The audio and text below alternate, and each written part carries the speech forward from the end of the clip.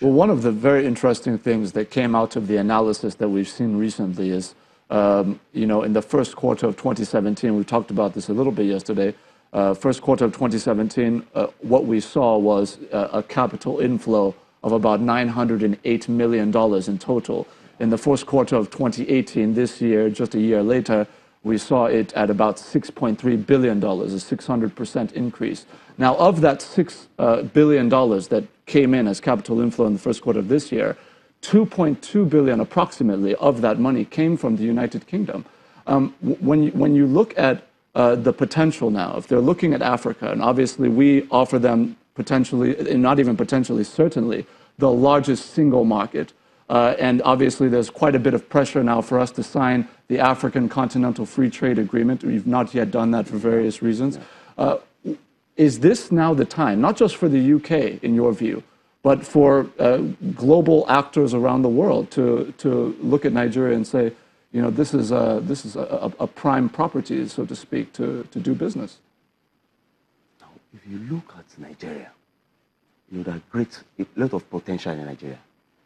Now, if you look at resources, in terms of resources, if you look at human resources, we have huge human resources in Nigeria. And one of the, things that, a potential investor we look at first is the resources, availability of resources. Now, do you have the manpower that we work in their industry? So we have it in Nigeria. We have a lot of untapped, resources. We have a lot of areas in which, a lot of investment can come into. And, Nigeria economy is friendly, so to speak. And if you look at it very clearly, you will see that a lot of countries, China, for example, if you look at China, China is very much interested in Nigeria.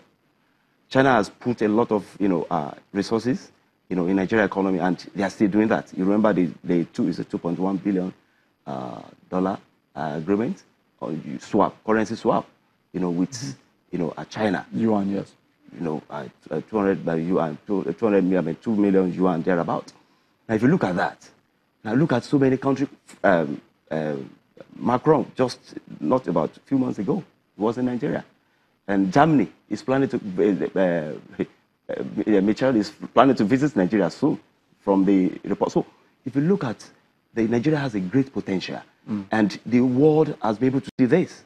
But clearly the challenges are not out of the way. I mean, obviously you still have corruption at the ports. You still have challenges even with dealing with bureaucracy, with the civil service, trying to get projects executed, contracts delivered. It's very, very difficult. You talk about power supply is obviously still a major challenge to many businesses and manufacturers, etc. How effective do you think the federal government has been in terms of alleviating some of these challenges, in terms of the ease of doing business? That's a big challenge. It is a big challenge we have. Now, if you're looking at international relationship, if you look at relationship between country and country, now, the fundamental thing is the domestic factors. The domestic factors, the dynamics of the domestic issue cannot be, underestimated. Now, looking at Nigeria internal dynamics or domestic dynamics, there are a lot of challenges at hand. Now, looking at each of the sectors, look at the bureaucracy. Now, in the port, Nigeria port has capacity for only about 35 million metric tons or so, thereabout.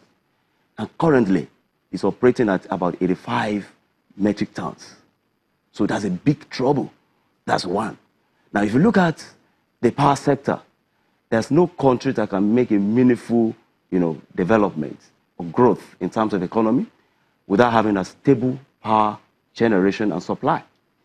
And so, now if you look at this, look at the political atmosphere. It's toxic. Toxic. Now, if you look at a lot of, segments of Nigeria, it's a big issue, the security architecture, and a lot of things. Like last year, a lot of resources will have come, more than what we expressed, about billion dollars that had come. A lot more than that will have come, but people were skeptical. They were doubtful to invest, their huge resources, in Nigeria economy. So if the government will sit down to do the needful, they've tried in a way, but they need to do more. If you look at infrastructure, road, oh, serious, it's terrible. Some of our roads are terrible. And if we don't have those things in place, it will be a difficult and Herculean task, to achieve the height we're actually looking at. Let's look at some of the systemic issues quickly.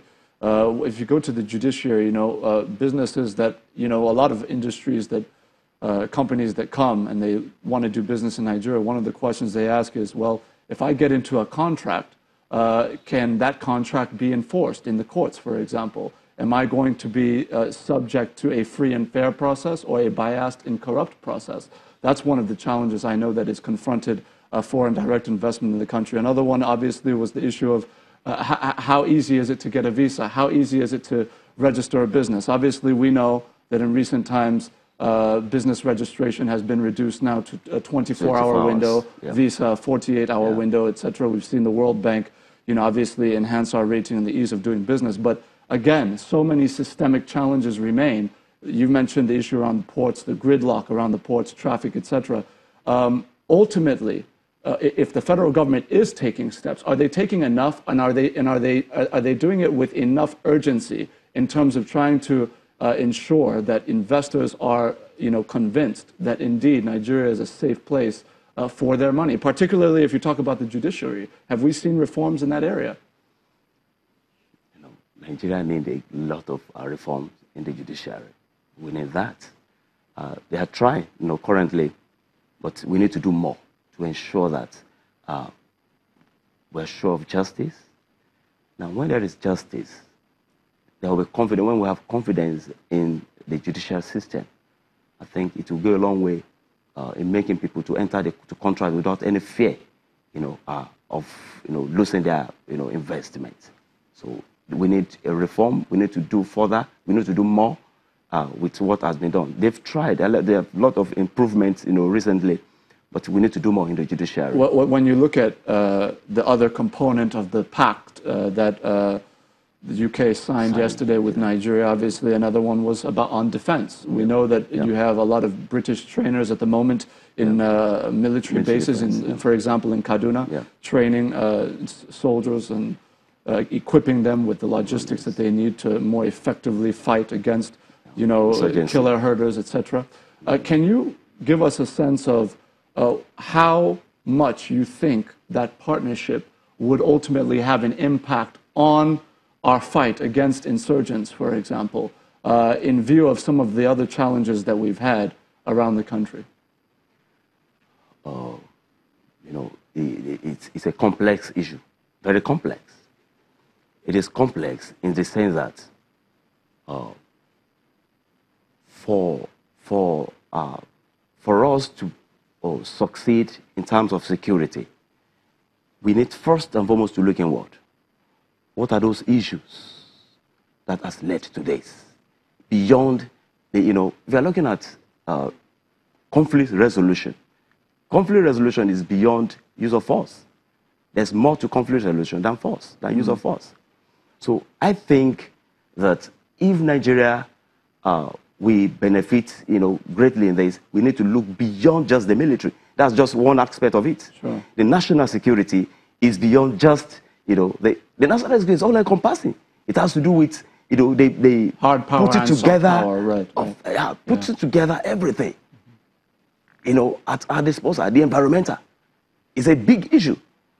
Look at the environment, look at the economic structure, look at the social structure, look at the political structure. So if we can put this together, now the defense agreement we have with the United Kingdom, we go a long way in helping to reduce some of these challenges. Unfortunately, yes. Doctor, we've run out of time. Thank you so much for sharing your thoughts with us on this morning. Obviously, we're all going to be watching to see how these agreements in defense and trade ultimately impact the lives of our people. Thank you so much. It's a pleasure having me. I've had with me Dr. Adeniji Adeyinka, who is a public affairs consultant At this juncture, we do take a break. Our viewers, please do stay with us.